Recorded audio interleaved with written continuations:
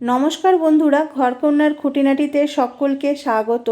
আজ আপনাদের সামনে হাজির হলাম আরেকটি রেসিপি নিয়ে। আমি পেঁয়াজকলি দিয়ে দুর্দান্ত স্বাদের একটি রেসিপি আপনাদের সাথে শেয়ার করব। পেঁয়াজকলি ভাজা আর আলু পেঁয়াজকলি ভাজা আপনারা প্রত্যেকেই কম বেশি বাড়িতে বানিয়ে খেয়েছেন, তবে আজকে পেঁয়াজকলির এই রেসিপিটি অন্যরকম, আপনাদের ভীষণই ভালো লাগবে। এইভাবে পেঁয়াজকলি রান্না করলে ভাতের সাথে খেলে দুর্দান্ত লাগবে, আর কিছু লাগবে না। এই পেঁয়াজকলির রান্না দিয়ে এক থালা ভাত চেটেপুটে খেয়ে নিতে পারবেন। রেসিপিটি শুরু করার আগে আমি এখানে 250 গ্রামের মতন পেঁয়াজকলি নিয়েছি। পেঁয়াজকলিগুলোকে এরকমভাবে কেটে নিতে হবে, মোটামুটি 1 থেকে 1.5 ইঞ্চির মতন রেখে কেটে নিতে হবে। পেঁয়াজকলির ওপরের দিকে যে ফুলের মতন অংশটা থাকে সেটা বাদ দিয়ে দেব। পেঁয়াজকলিগুলো কাটার আগে বেশ কয়েকবার আমি জল পাল্টে পাল্টে ধুয়ে নিয়েছি পরিষ্কার করে। পেঁয়াজকলিগুলো কাটার পর আর ধোবো না, তার জন্যই আমি আগে ধুয়ে নিয়েছি। আপনাদের সাথে কথা বলতে বলতে আমার সমস্ত পেঁয়াজকলিগুলো কাটা হয়ে গেছে। এবার একটা পাত্রে তুলে নেব। আপনারা নিজেদের মতন পেঁয়াজকলির পরিমাণটা বাড়িয়ে বা কমিয়ে নিতে পারেন। সমস্ত পেঁয়াজকলিগুলো কাটা হয়ে গেছে।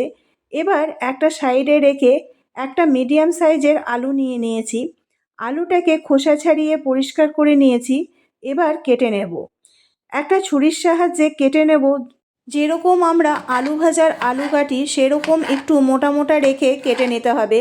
দেখুন, এই রকমভাবে লম্বা লম্বাভাবে কেটে নিতে হবে। আলুটা আমার কাটা কমপ্লিট, আর পেঁয়াজকলিটা তো আমি আগেই কেটে নিয়েছি। এবার রান্নাটি আমি শুরু করব। তার জন্য কড়াইতে 2 টেবিল চামচ সরষের তেল দিয়ে দিলাম। আপনারা সরষের তেলের পরিবর্তে রিফাইন অয়েল ব্যবহার করতে পারেন রান্নাতে, কিন্তু সরষের তেল দিলে পেঁয়াজকলির রান্নাটি করলে তার স্বাদ কিন্তু দ্বিগুণ বেড়ে যায়। তেল ভালো মতন গরম হয়ে গেছে। এবার কেটে ধুয়ে রাখা আলুগুলো দিয়ে দেব। গ্যাসের ফ্লেম মিডিয়ামে রেখে আলুগুলোকে ভেজে নেব হালকা লাল করে। আলুগুলো ভাজা হচ্ছে ততক্ষণ একটা মশলা তৈরি করে নেব। তার জন্য মিক্সিং জারে দিয়ে দেব একটা ছোট সাইজের পেঁয়াজ, আর 1 ইঞ্চির মতন আদা, 3টে কাঁচা লঙ্কা, আর 5 থেকে 6টা রসুন কোয়া দিয়ে মিহি পেস্ট করে নেব। অন্যদিকে কড়াইতে যে আলুগুলো ভাজতে দিয়েছিলাম সেই আলুগুলো হালকা লাল করে ভাজা হয়ে গেছে। এবার তেল থেকে আলুগুলোকে তুলে নেব একটা প্লেটের মধ্যে। সমস্ত আলুগুলো তেল থেকে তুলে নেওয়ার পর ওই তেলের মধ্যে দিয়ে দেব আগে থেকে বেটে রাখা পেঁয়াজ, আদা, রসুন, কাঁচা লঙ্কার বাটাটা। গ্যাসের ফ্লেম লো টু মিডিয়ামে রেখে মশলাটা কষিয়ে নেব 1 মিনিটের মতন। মশলার বাটি ধোয়া জলটা দিয়ে দিলাম। দিয়ে দেওয়ার পর আবারও মশলা কিছুক্ষণ কষিয়ে নেব। মাত্র 2টি উপকরণ আলু আর পেঁয়াজকলি দিয়ে রান্না করলে এতটাই দুর্দান্ত হয় যে একবার খেলে বারবার রান্না করে খাবেন।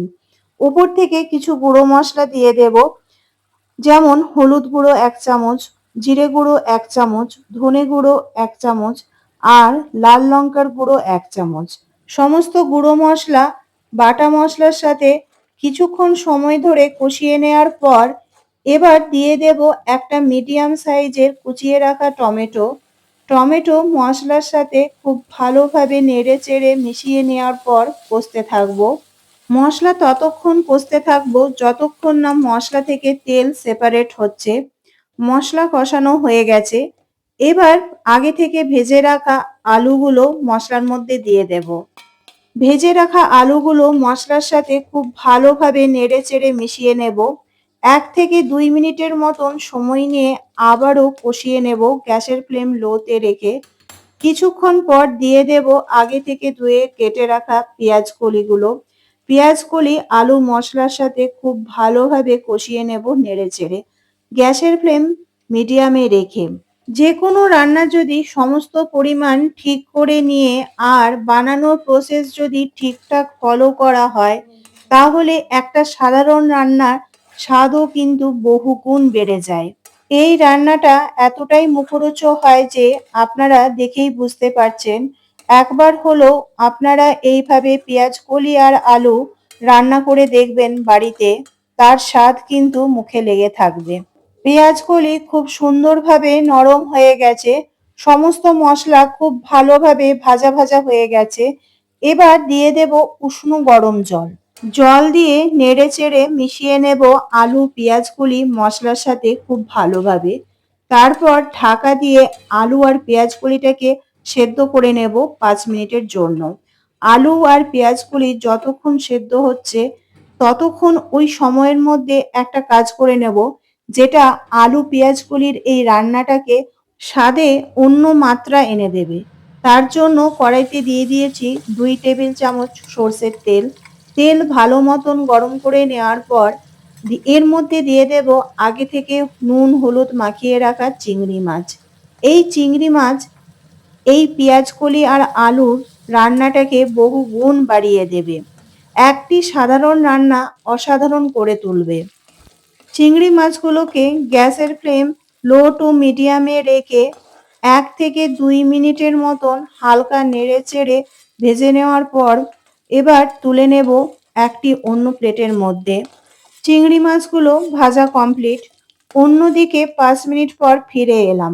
ঢাকনা খুলে নিলাম, নেড়ে চেড়ে নিলাম পেঁয়াজকলি আর আলু। সেদ্ধ হয়ে গেছে আলু আর পেঁয়াজকলিটা। এবার ভেজে রাখা সেই চিংড়ি মাছগুলো দিয়ে দেব আলু আর পেঁয়াজকলির ওপরে। চিংড়ি মাছের সাথে পেঁয়াজকলি আর আলু খুব ভালোভাবে নেড়েচেড়ে মিশিয়ে নেব। চিংড়ি মাছ শেষে দেওয়ার চেষ্টা করবেন, তাতে স্বাদ বজায় থাকবে। লবণের পরিমাণটা কম ছিল, তাই অল্প পরিমাণ লবণ দিয়ে দিলাম। এবার লবণ দিয়ে খুব ভালোভাবে নেড়েচেড়ে মিশিয়ে নিলাম। তৈরি হয়ে গেল অতি সহজ পেঁয়াজকলি আর আলুর দুর্দান্ত রেসিপি, যা ভাতের সাথে আর কিছুই লাগবে না। একথালা ভাত নিমেষেই শেষ হয়ে যাবে। পেঁয়াজকলি আলু চিংড়ি মাছ দিয়ে এই রেসিপিটি আপনাদের ভালো লাগলে আপনারা বাড়িতে অবশ্যই একবার হলেও বানাবেন। আমাকে জানাতে একদমই ভুলবেন না এই রেসিপিটি আপনাদের কাছে কেমন লাগলো। আমার চ্যানেলের নতুন বন্ধু হলে চ্যানেলটি সাবস্ক্রাইব করে নেওয়ার অনুরোধ রইল। পাশে থাকা নোটিফিকেশনটা অল করে রাখবেন। আমি যখন রেসিপি শেয়ার করব তখন তার নোটিফিকেশন আপনাদের কাছে খুব তাড়াতাড়ি পৌঁছে যাবে। আজকের মতন এই পর্যন্ত। আবারও হাজির হব নতুন একটি রেসিপির সাথে। আপনারা ভালো থাকবেন, সুস্থ থাকবেন। ধন্যবাদ।